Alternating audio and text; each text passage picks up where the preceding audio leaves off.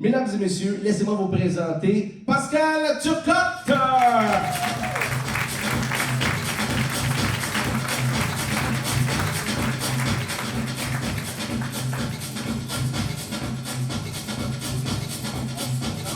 Allô? Je ne sais pas si ça vient vraiment. Bizarre, ton bidule. Salut tout le monde. Ça va? Oui, je suis super nerveuse, hein, vous devez vous en douter. Donc, merci infiniment à JF de me donner l'occasion de venir vous parler un peu de qui je suis, parce que je vais être très honnête, c'est pas la première fois que je fais des conférences, mais ça fait pas très longtemps que je parle de ma conférence. Fait que je parle devant du monde depuis très longtemps. J'ai travaillé pour une multinationale. On a fait des congrès un peu partout, au Mexique, en Grèce, un petit peu partout. Fait que parler devant du monde, oui, mais parler de moi devant du monde, pas vraiment. Donc, qui dans la salle ici a jamais vécu de l'obscurité dans leur vie? Ouais! Toi! Bravo! Tu viendras me donner ton truc à la fin.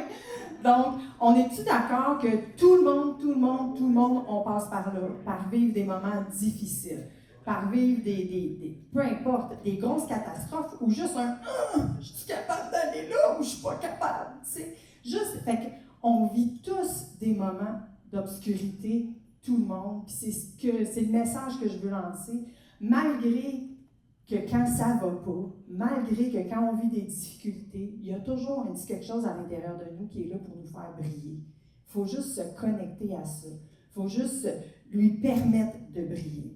Alors, il ne marche pas ton outil. Tous différents et uniques. Donc, à laisser briller notre propre lumière, je suis convaincue qu'on inspire les autres à en faire autant. Donc, puis je crois sincèrement que c'est un peu notre mission à chacun d'entre nous, à laisser briller notre beau côté, à montrer ce qu'on est capable de faire, à montrer justement c'est quoi notre idée à 1 million qui va faire en sorte que, tabarouette, on va briller, puis Seigneur, qu'on va inspirer du monde. On est tous là sur cette terre ici, selon moi, pour nous élever les uns les autres et non pour nous rabaisser.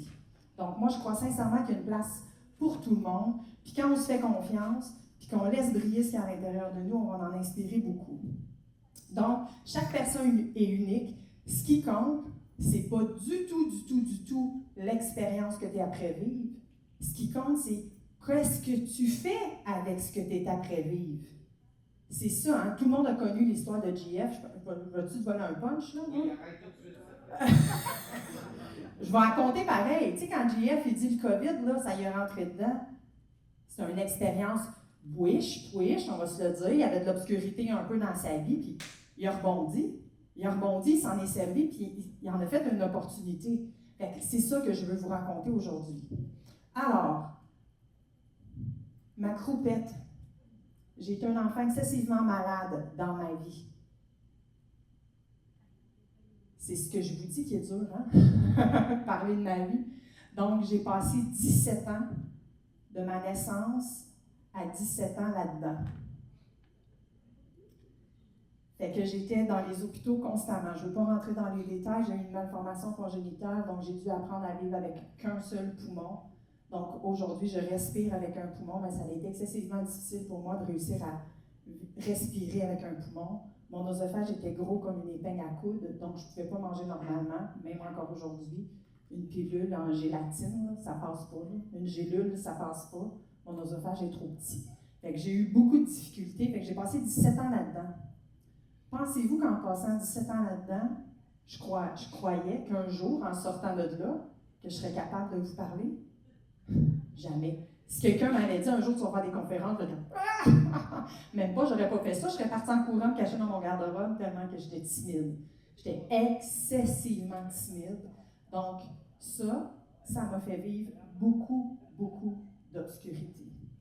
Pas quand j'étais dedans, j'étais en sécurité, j'étais bien.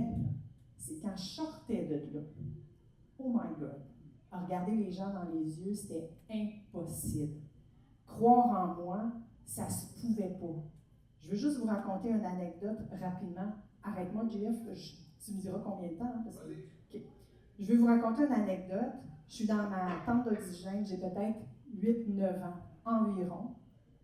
Je suis tannée, j'ai goût de parler à du monde, puis je prends mon courage à deux mains, puis je parle avec mes amis imaginaires, parce que j'en ai plein. On s'entend que c'est juste ça que j'ai dans ma tente d'oxygène, du monde que je m'invente dans ma tête, des amis imaginaires. Puis là, même ma Marie-Lou, mon amie, elle me parle, puis elle me dit « Let's go, Pascal, t'es capable de parler aux gens. » Fait qu'il y a des gens qui passaient dans le corridor, l'autre bord de ma tente, puis là, elle m'encourage, fait qu'à un moment donné, je me mets « Allô?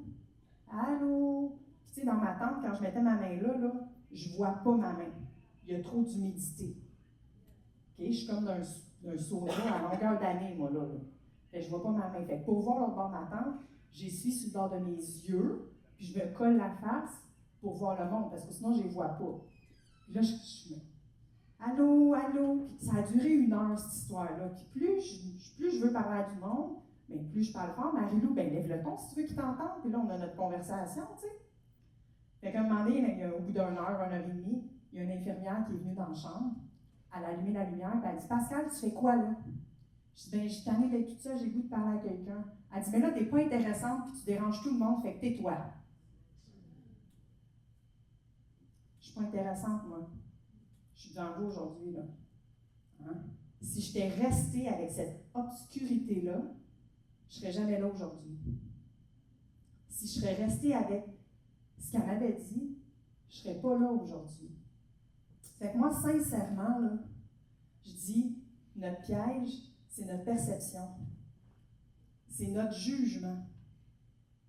Le jugement qu'on a sur nous d'abord, le jugement qu'on a sur les situations qu'on vit, puis le jugement qu'on a sur les autres.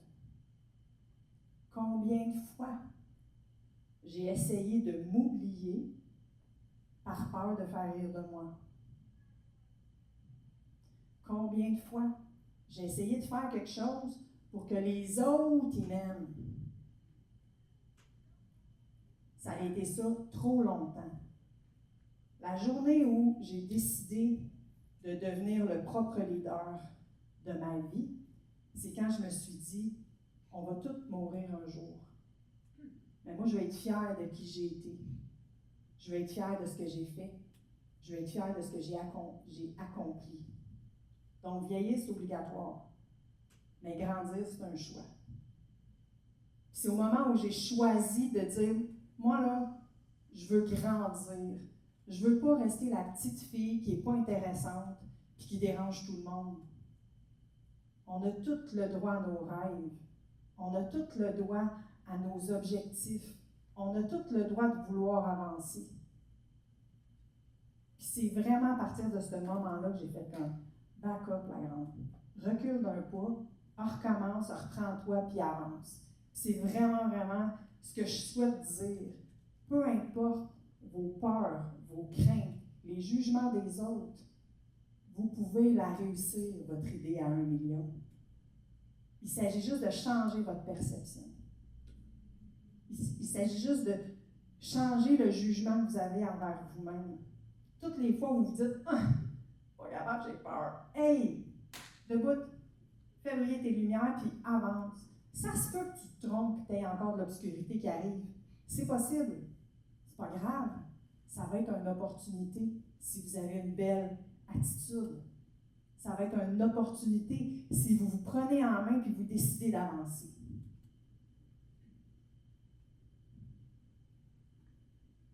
La journée que j'ai choisi ma valeur la plus importante, la liberté, ça a été mon passeport bonheur.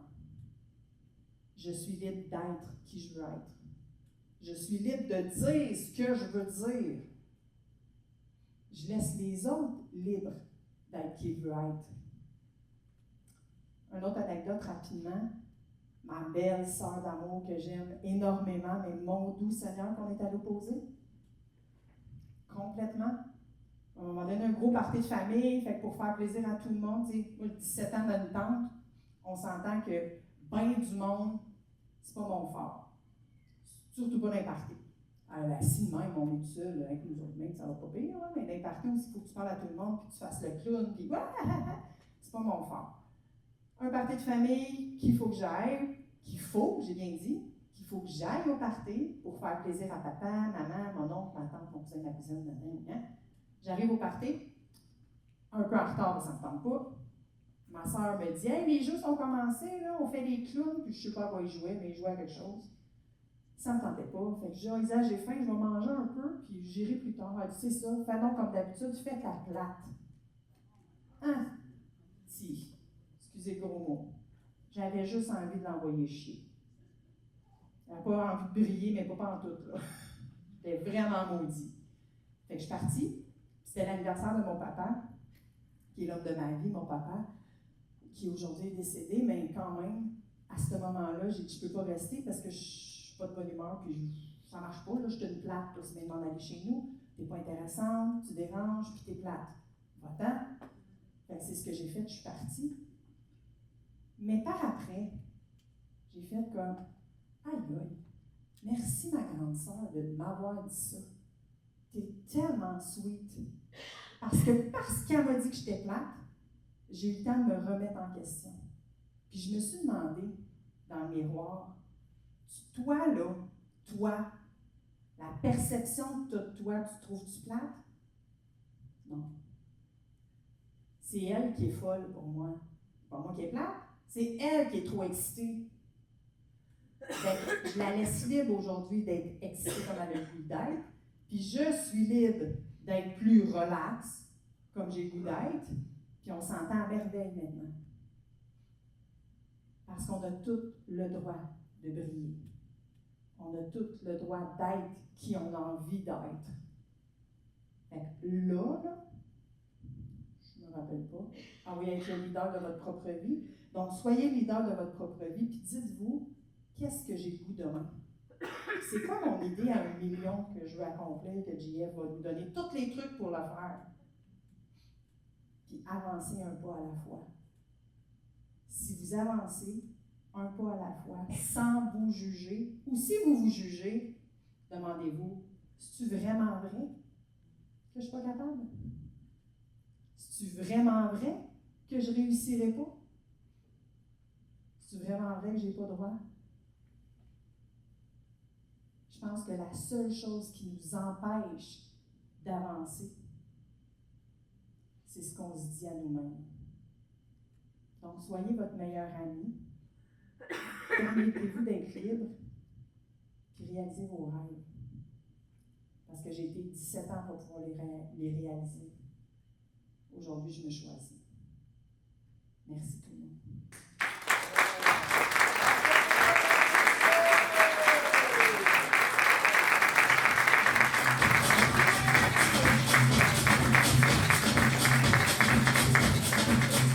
Ah, c'est bon.